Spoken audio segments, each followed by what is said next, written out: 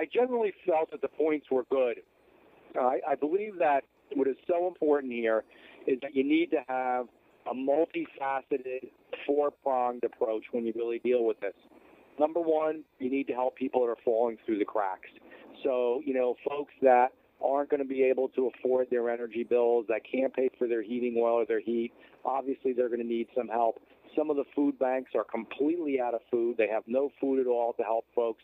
Again, those folks need some help. So what I would call the safety net to help people that are falling through the cracks, some of that is being put in place, and it's good, as well as trying to keep people in their homes. Now, that does not, and I want to specify and be clear, that does not mean giveaways where the government just comes in and buys your house for you or completely takes over or negotiates the loan. What it does mean is if that loan can be renegotiated on more acceptable terms and done in a better way, certainly that's appropriate. You have to keep paying your mortgage. You're responsible for the home that you bought.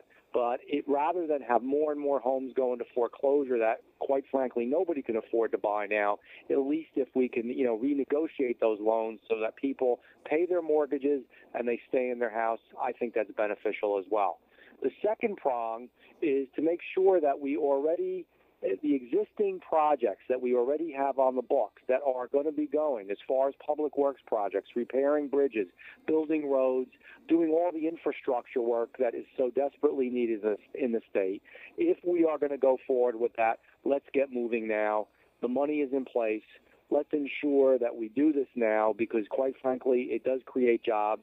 It's going to help the private and the public sector and get this economy moving.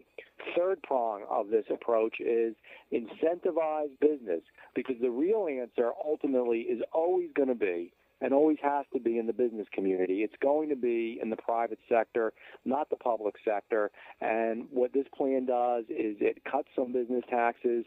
It gives incentives to companies that hire more employees with tax cuts.